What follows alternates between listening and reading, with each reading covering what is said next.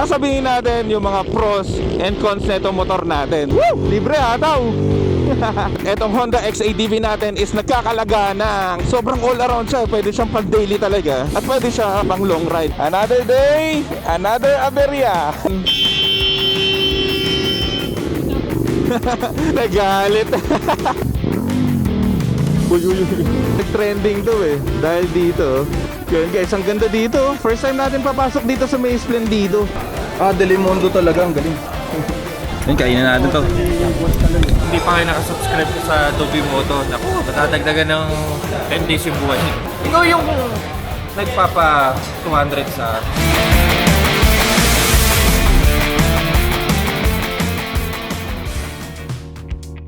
What is up guys? Dobimoto here, another day, another ride. So for today's episode guys, sasagutin natin ang tanong ng karamihan. Kung isa ka sa may balak bumili ng XADV, o curious ka kung worth it nga ba talaga itong motor na to, tara panoorin mo to hanggang dulo. Honda XADV tayo. Yan, gear up yan tayo. Dami namin ngayon no. Sobrang dami. Yan, tapos may mga bago pala na sumama sa amin. Siguro para mga 6 yata sila. Bago natin talakayan guys kung sulit ba talaga itong Honda XADV natin, biyahe muna tayo papunta sa Splendido, sa may Tagaytay yata yun o Batangas. Bale may biyahe tayo ng 1 hour 12 minutes. Sound check, Kaponi. Yes. Grabe. Nagwiwili GS. Hindi natin kaya pawilihin tong XADV natin. Yan, Sunday pa lang ngayon guys, kaya maraming motor dito. Ayun o, shout out. Dami nila oh. Yan, palabas na tayo guys ng Caltex Mount Plaza. Time check tayo, 7:35 ng umaga. Sports mode tayo para makahabol tayo. Alright, clear. Kung napanood nyo guys yung last episode o last upload natin, gamit natin si ZH2. Yan, pumunta tayo sa San Nicolas para umattend ng isang motor show, car show. Yun o, si Kuya Lloyd, naka Z1000. Siya yung bago. So ano siya, taga Las Piñas din. So yun nga lang guys, kung gusto nyo sumama sa ride natin, chat nyo lang ako sa Facebook page natin. Tapos sama kayo sa ride namin. Malalapit lang naman. Usually Tagaytay, Batangas. Woo! Dami. So bali biyahe natin guys is 42 kilometers pa papunta sa Splendido. Dahil kakain tayo nga ng breakfast ride natin is doon sa may Delimundo. So hindi ko alam kung corned beef, pero nakita ko yung menu parang puro corned beef eh. So tara, tignan na lang natin. So exit natin is Eton. Tapos paglabas natin ng Eton sa may Santa Rosa papunta ng Tagaytay hanggang makaabot tayo sa Splendido. May OBR ngayon si Press Jason oh. Yun. Ethan exit. Yan na. Ay, bukas yung ano ka, yung top box mo bukas. Bukas pala ang ating top box. Hindi ko nasara. Yan, dito na kagad tayo sa Eton exit. Balis lang. Ayusin muna natin tong top box natin. At nakabukas. Yun lang ang problema talaga dito sa Eton, yung pambasa nila ng RFID. Mahirap. Lipat tayo, lipat. Traffic dyan. Check natin kung mababasa tayo. Yan, abot lang natin yung card natin. Hindi tayo nabasa. Parang first time to. Yan, nakalabas sa lahat sa tollgate. Medyo pangit lang talaga yung pambasa nila doon ng RFID. Yan, so nandito na tayo guys sa Eton. Tuloy-tuloy na yung biyahe natin paakyat. Bale, yun nga guys, no? Pag-usapan na natin. Tulad na nasabi natin sa intro, sulit ba talaga itong Honda XADV? Bago ang lahat, alamin muna natin ng konti yung specs ulit nito. Pero meron na tayong review nitong XADV natin. Pero mas maganda simulan, specs muna tayo. Bale, ang XADV natin is meron siyang 750cc na makina. Meron din siyang 6-speed dual clutch transmission. Pwede siyang automatic, pwede rin siya mag-manual. Kaya rin siya merong plus and minus dito sa kaliwaang side natin. Ang XADV natin guys is gumagamit siya ng 5 inches na display. Meron din siyang cruise control, may traction control, syempre merong ABS. Pagdating naman sa wheels natin guys is gumagamit siya ng spoke wheels. So pwede siyang pang adventure, pwede siyang gravel o light gravel. At para naman sa katanungan ng lahat, etong Honda XADV natin is nagkakalaga ng 849,000 SRP yan. Medyo kaya na natin guys magbigay ng review dito dahil naitukbo na natin to ng 6,500.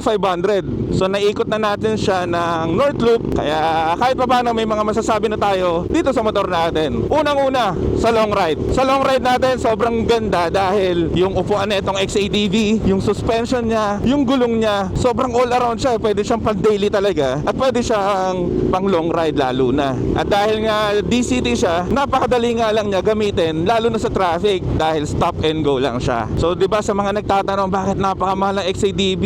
849,000. Para sa akin guys ang Honda XADV natin, isang binabayaran natin dito is yung technology niya. Pati yung makina syempre dahil meron siyang 750cc na makina o engine displacement. So yan, dito pala muna kami sa may Paseo de Santa Rosa. So pakaliwa kami dito, Santa Rosa, Tagaytay ang daan natin. Pag tinignan nyo siya, kunyari may nakita kayo sa daan, syempre isipin nyo parang scooter siya, di ba? Pero yun yan, no, hindi siya ordinaryong scooter dahil meron siyang 750cc nga na makina. Tapos adventure na rin siya. So medyo halo siya. Adventure na crossover siya sa scooter o maxi scoot. So pinaghalo din siya nag big bike tapos yung adventure feels. So para scooter na adventure. Tapos yung comfortability niya dahil sa napakahabang travel ng front shocks natin. Kaya sobrang okay. Etong Honda XADV din pala natin guys is meron siyang modes. So bali meron siyang 5 modes. Meron siyang standard, meron siyang sports mode, meron siyang gravel mode, may rain mode, pati meron siyang user mode. So yung sa user mode pwede mo i-customize yung engine braking mo, yung traction mo, pati engine power mo. Singit-singit muna tayo. So sa sangitan naman, kung nakalapat naman yung paa mo, so okay lang no. Mamaya din pala guys, pag-usapan natin kasi nakagamit din tayo ng Honda XADV na lower version o yung version na 2023 model. Kaya masasabi natin yung pinagkaiba ng luma at saka bago. Unang-una pag-usapan natin, ano bang pinagkaiba nga nila no? So ang pinagkaiba nila guys, yung seat height dahil yung lumang model is gumagamit siya ng 830mm na seat height. So mas mataas siya kumpara dito sa bago. So itong bago natin is gumagamit siya ng 790mm na seat height lang. Yun ang pinagkaiba. Pagdating naman sa upuan, napag-usapan na rin natin ng upuan, gumagamit siya o meron siyang 10% malambot na cushion. Kaya 'di ba, mas na-improve pa yung seat comfortability nito XADV 2025. So siguro ang pag-usapan pa natin yung sa DCT. Parehong may DCT, pero etong 2025 is gumagamit siya ng mas maganda o mas matalino na DCT dahil sa lower speed, hindi na siya jerky. So mas maganda yung pasok niya ng mga low gear. Kaya walang problema kahit mabagal. So ang gagawin mo na lang, syempre piga ka na ng piga. So pangatlo naman guys, sa pinagkaiba ng 2025 o new model at old model is yung 2025 version natin is meron siyang cruise control. So sa lahat ng version ng XADV is eto lang yung may cruise control, etong 2025 version. So lalo na pag long ride, gagawin mo lang, pindutin mo lang cruise control, yun na yun. Hindi na natin siguro i-explain kung paano gamitin yung cruise control. Tamang specs lang tayo ng konti kung anong pinagkaiba ng 2025 at older model. So pagdating naman sa mga utility box, same pa rin naman. Pero etong utility box natin, yung under storage natin dito sa may ilalim ng upuan is meron siyang Type-C na socket. So pwede kayo mag-charge dito ng mga gadget nyo, ng cellphone ninyo. At meron siyang improved na LED lighting. So kung may kukunin kayo sa utility box ninyo tuwing gabi, is mas maganda dahil mas malawak na o mas malakas na yung ilaw. Pagdating naman sa gas consumption netong bago at yung lumang model is hindi nagkakalayo dahil etong Honda XADV natin na 2025 version is kumukonsumo siya ng 18 to 22 kilometers per liter. Pagdating naman guys sa mga accessory, may mga iilan na accessory na po pwede sa older version dito sa new version. Pero tulad nga nung sa mga fairings natin, Sinipa pa ni Capone eh. nagalit. Tinamaan niya tayo yung side mirror ni Gab.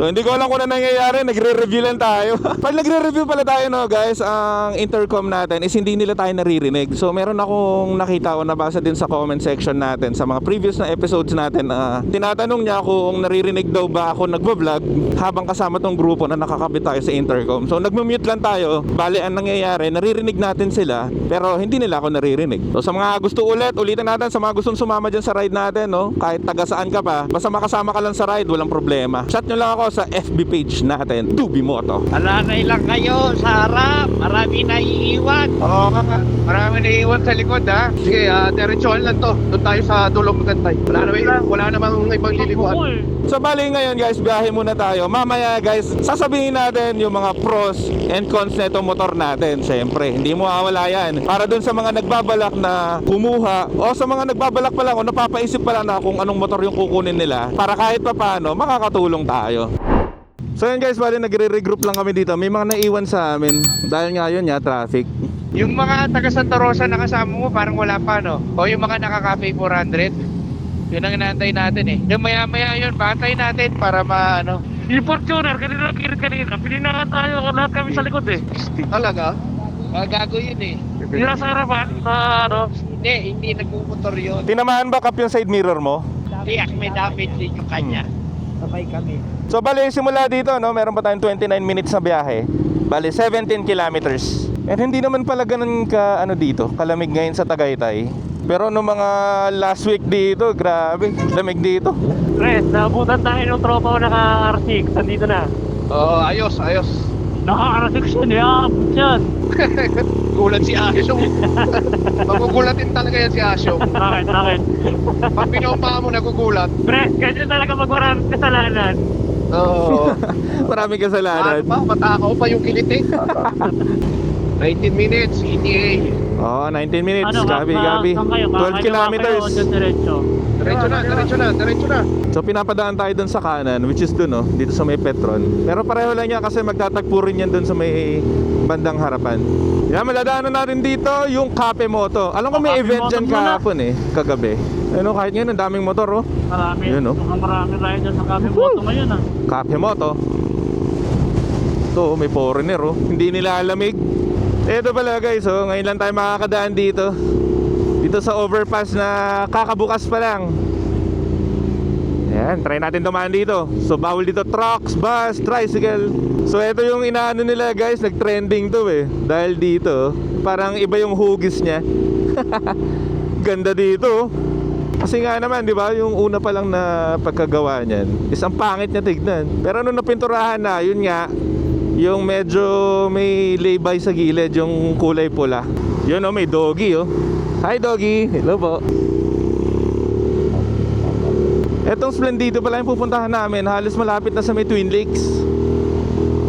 Ngayon lang tayo makakapunta dito Woo! Libre hataw. Hataw. Yun diba? Etong Honda XADV natin, matulin din siya. Tapos braking niya, try natin. Yun nagda-downshift. Yeah, medyo nauna na tayo sa grupo. Sarap humataw, lamig. Woo! Sayang yung kurba Sarap sana bumangking. Pero ito na pala, Splendido. Approaching na tayo. Hanapin lang natin kung saan yung papasok. Kuya, sa ano kami, Delimundo. Tapos ano lang, marami kami, hintayin ko lang. Dapat si Sid kasama yung OBR para hindi ko ano yung nakikita Hindi pre, ano ako, parang si Ed Kalawag, yung may nararamdaman kakaiba. Ed Kalawag. Yan guys, so kung nakikita nyo, di ba? Yung 2025, mas matapang siya tignan ng kaunti. Kaya thank you. Yan guys, ang ganda dito. First time natin papasok dito sa may Splendido. Ganda ng view. Nauna na yung mga kagrupo natin, mga kasama natin. Yan dito sa XADV natin, gusto natin mag-downshift. Kaya naman, pero hindi na tayo mag-downshift. Nasa Primera tayo May mga residential din dito. Yan mahal siguro ng lupa dito. Ito ang ganda ganda ng bahay. Grabe yung bahay dito. Ang lalayo nila. Ang lalayo ng pagitan. So pag pupunta daw kayo dito is bawal masyadong mag-ingay o bumomba sa mga naka-big bike dyan dahil residential. Tapos ito, may speed limit pa, 30 kilometers per hour. Tapos tanaw nyo pa dito yung Taal Lake. Dito na pala kami. Yun. Dito. Diyan na pala yung mga tropa. Delimundo, masarap yan. Yan guys, dito na tayo. Yan, welcome dito sa Delimundo. Yan, dito yung entrance natin. Morning po. Yun mga kadi. Hi ate. Yun, touchdown. Dito na tayo, Delimundo. Masarap daw dito. Yan, ganda rin ng parkingan. Tapos doon yata yung kakainan namin doon kami pupunta. Yan, tara, check muna natin sa loob. I don't really like a lot of people, but I really like you. I don't really know why, I guess I just do. Going hard in the club in the late night, I kinda hate that too. But being with you kinda got me liking a lot of things that I never knew. May pito pa Bawal ang beer dito. Bawal ang beer. May pito Sometimes I get a little shy, but I don't want to wait you. You make me want to touch the sky. You make me want to get you. I ain't no social butterfly, but when I'm next to you, I feel like I want to dance all night. Baby, I don't dance. Baby, I don't dance.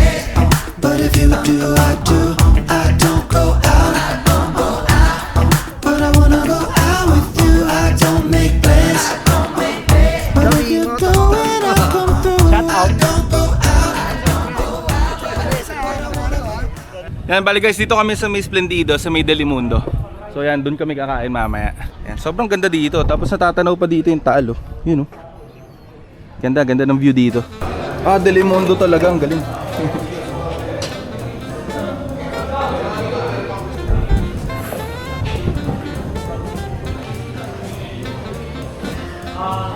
So guys, ito pala yung mga available dito sa Delimundo Cafe. Ah. So mostly ang makikita natin dito is yung mga corned beef nila. Yan. Ay, magsino. Para maiba. Isang tapa corned beef sa akin. Tapos coffee. Yun lang. Hindi naman lahat ng gwapo artista, yung iba naka-GSX lang. Sino ba naka-GSX? Ako. Yun. Dumating na yung pagkain natin, no? Tapa corned beef. Yun, sarap. Yun, kainin natin to. Yun, no? Panalo, tapa corned beef. Bakit may libreng burger mamaya? Hindi, free na kami.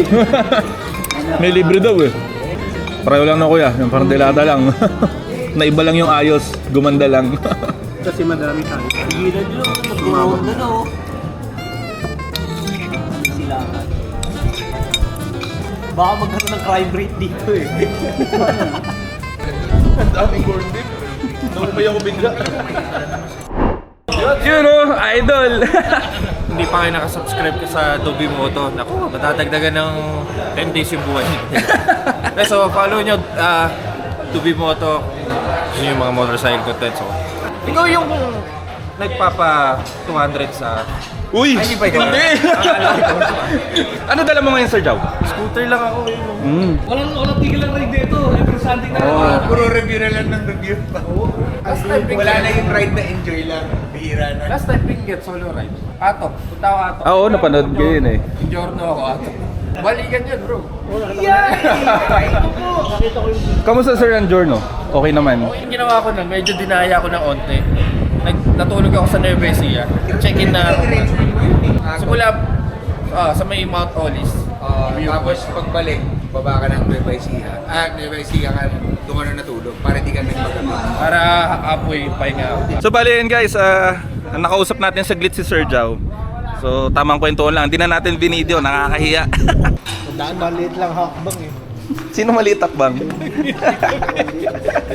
Nalulungkot nga ako ngayon, wala yung best friend ko eh. Marami naman kanina. Parang nagtatampo akong gano'n. Hindi, yung pawakit tayo dito, ang dami natin nakita. Hindi. Napansin mo ba na nagmumotor nakagano? Lumulubak pa din. Yan guys, tapos na kami kumain dito sa may Splendido, sa may Delimundo. Yung iba nag-take out pa kasi mas mura nga daw dito yung Delimundo na corned beef compared dun sa mga sa supermarket. So yan, gear up lang tayo. Wala na pala tayong side trip guys kasi alas 3 pa daw yun ng hapon. Kuya, Exture. So yan guys, time check lang tayo, 10:30 na ng umaga. Yan, biyaheng pauwi na tayo. Actually kanina may kausap tayo, bago lang sa Lobo eh. So tinatanong niya ako kung worth it nga daw ba talaga ang presyo netong Honda XADV natin. Tapos guys, kung nakita nyo kanina si Sir Jow, ito yung gamit nila motor oh. Yan, ito yung motor ni Sir Jow, Giorno. Ito yung ginamit niya rin sa alam ko pumunta siya ng Atok eh, sabi niya kanina, no, Jow Moto. Another day, another aberya. Lobat. Yung Ox.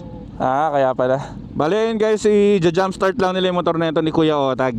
Nagtampo lagi niyang gamit yung N4 Kung nakita niyo yun guys, yung parang Batman. Yun yung motor ni Kuya Otag. Marami daw motor to si Kuya Otag eh. Iyon, okay na. Na-jumpstart na. Sige Kuya Otag, patayin mo ulit kung magsa-start.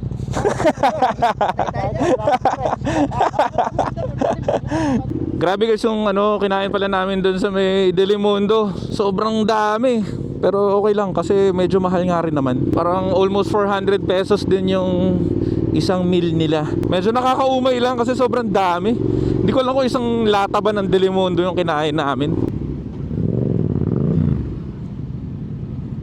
Uy, takot ako kay Otag. Akala ko tutumba. Uy. Umilag na ako. So yun guys, kakalabas na natin dito sa may Splendido. Umilag pa tayo dito kay Kuya Otag. Kala ko tutumbahan tayo ng motor eh. So yun nga, balik tayo sa usapan natin kung worth it pa talaga itong Honda XADV. Kasi alam naman natin, medyo mahal to para sa isang scooter.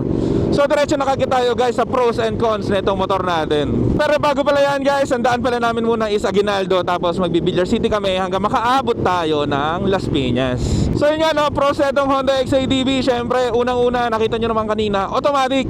So sa pag-akyatan, pati sa mga stop and go, wala kang po problemahin dahil piga kang hala ng piga.